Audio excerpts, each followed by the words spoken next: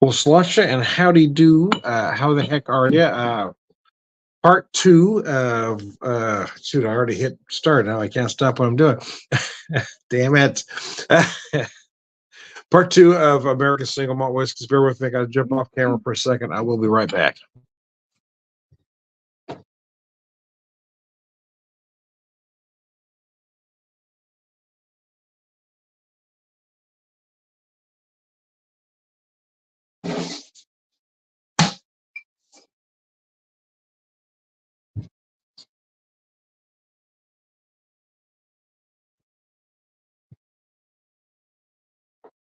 So, anyways, I apologize. Typically, I use my great big squares. I didn't realize I was out as I got ready to start this one. So I have to use some of my wife's cubes, those small kind of little teardrop. So I'm going to drink this rather fast. I don't want too much ice to get in here. Oh man, I'm going to set that down for a second. Leave that long enough to get cold. Cut to taste, a batch distilled, tasting notes, chocolate, cherries, fresh baked breads. They are rather simple there, aren't they? Proudly Midwestern, aged no less than 2 years. So it's a young whiskey, just barely more than arrested.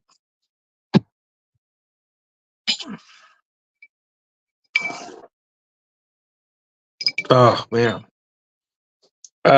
Chocolate, cherries, and baked bread. Yeah, I'm going to put a finer point on all three of those. I'm going to say malted chocolate. I'm going to say dark cherries. And I'm going to say dark baked bread, more like a pumpernickel, if you will. I don't want too much water to get in here, so I'm going to get right at it.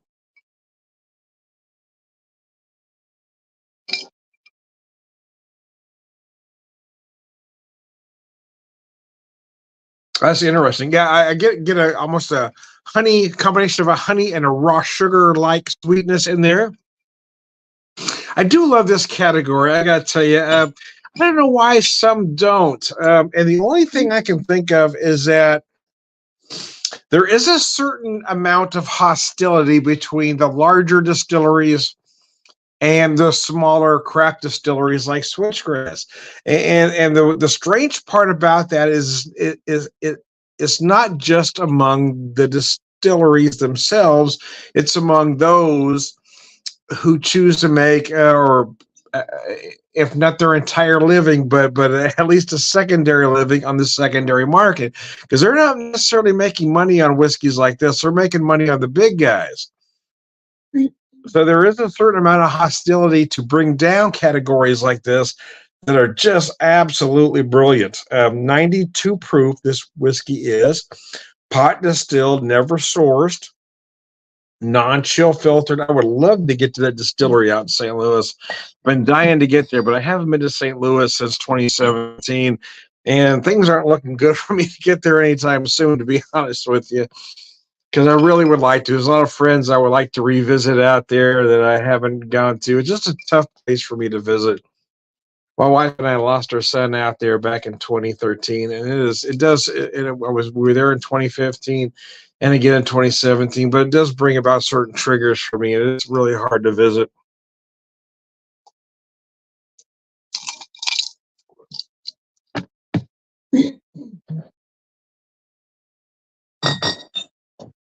Now I'm going to slow down a second, take a breath, because I didn't want too much ice to get in here, but it does react well to the ice. I will tell you, those chocolate notes, I'm going to say, I said malted chocolate earlier, but I'm going to put an even finer point on that, say dark malted chocolate. They say cherries again. I'm gonna say dark cherries, baked bread again. It's more like it's more like a dark bread, more like a pumpernickel. And then you're gonna find other things, right? I feel like I'm picking up some honey notes, maybe some very light brown sugar.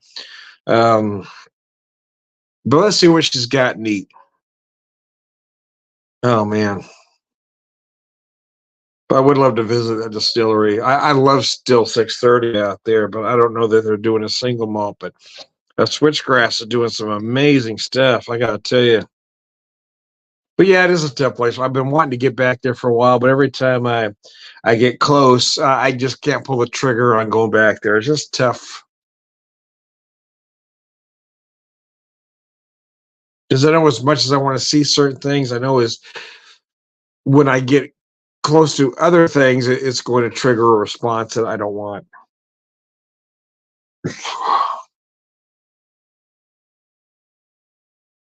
Ugh. There is a certain dankness about this whiskey, this particular single malt that I don't remember of the others, but it may come back to me as I try those again. And I think that might be why I like it, actually,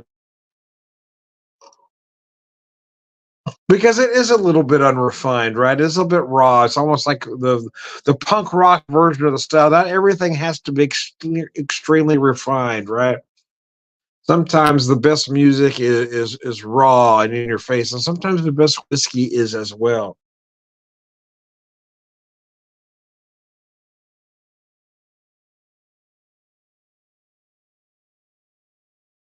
Oh, this stuff is just gorgeous. Again, chocolate. You do feel those chocolate notes more now that I'm having it neat. Again, I'm going to put a finer point on it. I'm going to say dark chocolate, and I'm going to say malted dark chocolate. Cherries. Again, I'm going to go to dark cherry. Baked bread. I'm still going to stay the same and say it's more like a pumpernickel.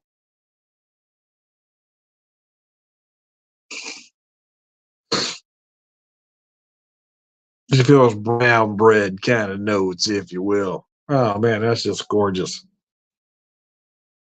Spice. I don't mention spice that I find interesting here.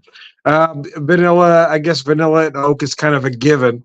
Maybe that's why they don't mention spice as well as the vanilla, oak, and spice are kind of a given. But I feel like they need to be mentioned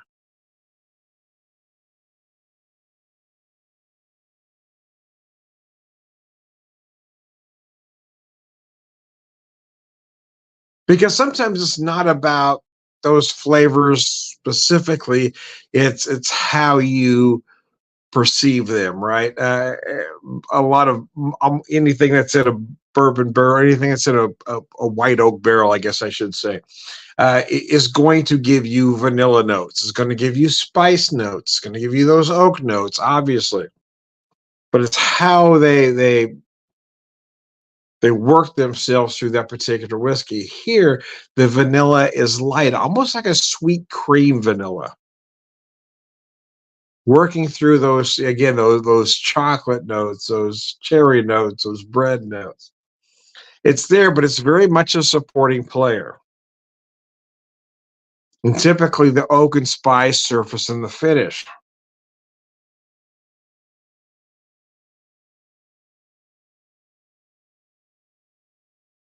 And here it's no different, but I will tell you that the spice notes in this particular whiskey are rather subtle. And typically it's cinnamon that you get right away, or most of, I guess, but I'm not really feeling cinnamon. I'm feeling more allspice than cinnamon. It feels a little more subtle than cinnamon,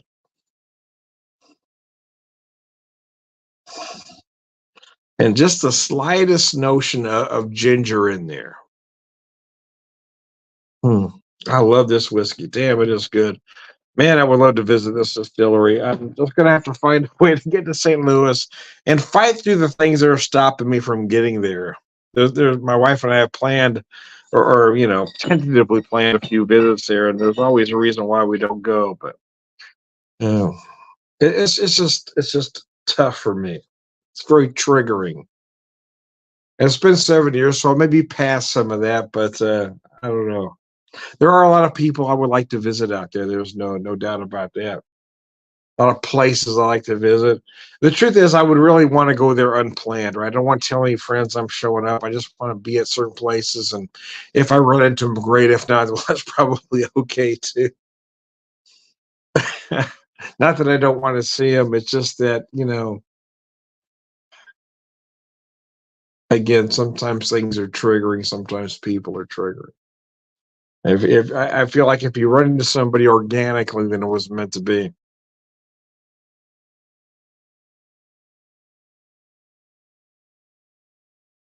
Nice subtle sweetness. Maybe that's why I enjoy this American single malt category as much as I love bourbon.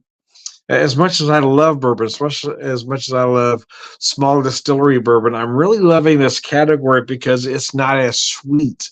And the older I get, the more sensitive I am to sweetness, I guess. Um, because these single malt is 100% malted barley. These particular whiskeys aren't as sweet,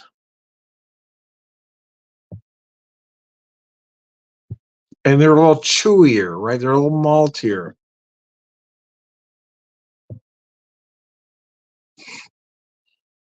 a little more complicated.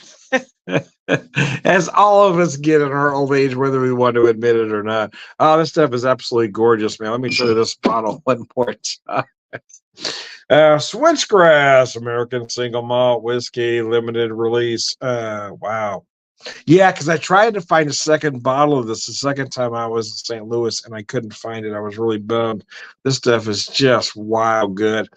Not St. Louis. I'm sorry. I picked this up in Kansas City. The second time we were in Kansas City, I tried to find a second bottle. It was gone because I bought this in Kansas City.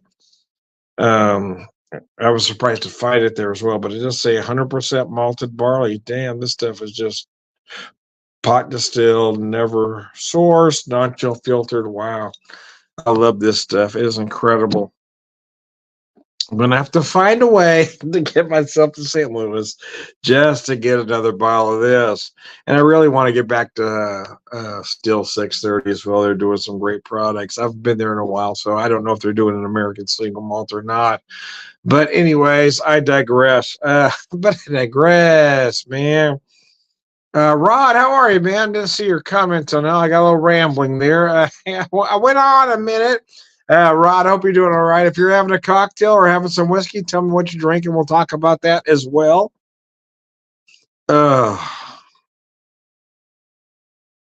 schedule has changed, so my video schedule has changed. So I'm off Tuesdays and Wednesdays. So you're going to see me more on Tuesdays and Wednesdays. I'm trying to set my at the pub schedule. I knew what you meant. I'm trying to set my at the pub schedule for Wednesday. So next Wednesday, I got a really special guest.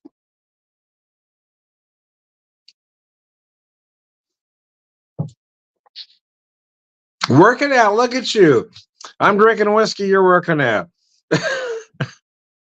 So next Wednesday, I've got a national touring blues rock artist, Scott Ellison out of Tulsa, Oklahoma. He's playing Springfield. He hasn't been to Springfield in quite some time because, I mean, he's in demand, man. He's been playing bigger cities than Springfield.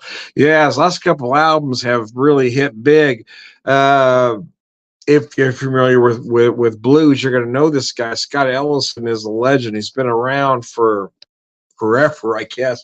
I've seen him probably, and this is a rather conservative estimate, I've seen him at least a dozen times over the years, if not more, because there was, when he was on the touring schedule, he did like, it either go like this, or go Kansas City, Springfield, St. Louis, or St. Louis, Springfield, Kansas City kind of thing, or Kansas City, Springfield anyways.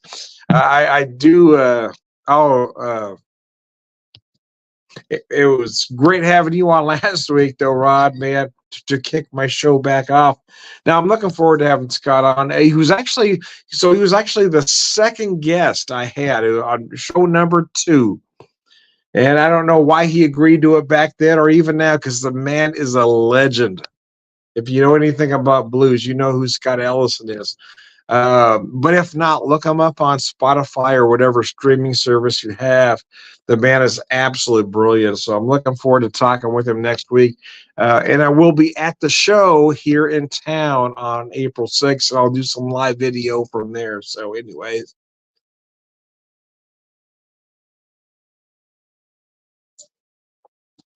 I'm very, very excited about that. Yeah. Yeah, we've talked for years. We met years ago at a club here in town. Oh, I don't know, 2001, 2002, something like that. Nathan P. Murphy's here in town. We started talking. He was here often then. And then right about the time, the years go by, and right about the time I lost my son, we were in correspondence, and he was in town. in 2015, a couple years after we lost Seamus, and we had a long conversation. He was actually opening for the legendary Les Dudek, if you can believe it.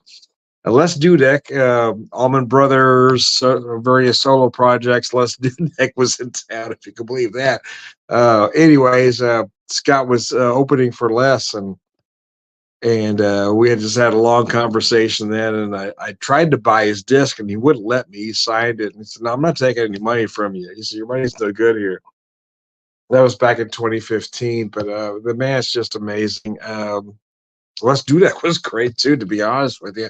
He did a really quick impromptu interview with me that was just freaking hilarious. But Scott Ellis is just one of those great guys in music, man. An incredible force, right? A great presence. I mean, an amazing player, but just his presence. He just commands a stage. So if he ever gets to your neck of the woods, man, please go out and see this guy. He's just absolutely amazing.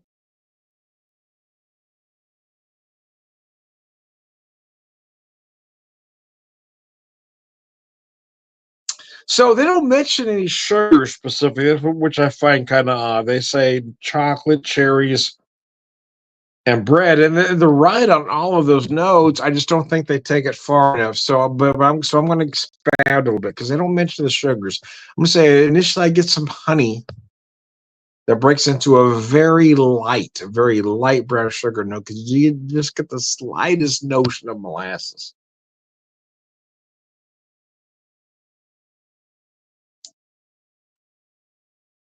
But that's what's great about this whiskey, though, too, is it doesn't get overly sweet. Just enough to balance everything else out. The cherries, the chocolate, the bread, the spice, the vanilla, everything just comes in exquisitely. Anyways, I digress. I am Tom the Whiskey, but I digress, man. Got carried away with my Scott Ellison bit there, but I'm very excited about that show, man. He's just an amazing individual. And I love the blues, man. I really do.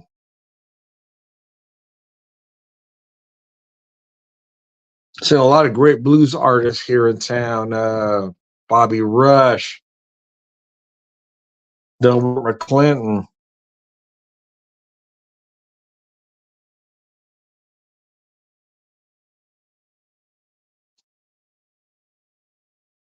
Tommy Castro,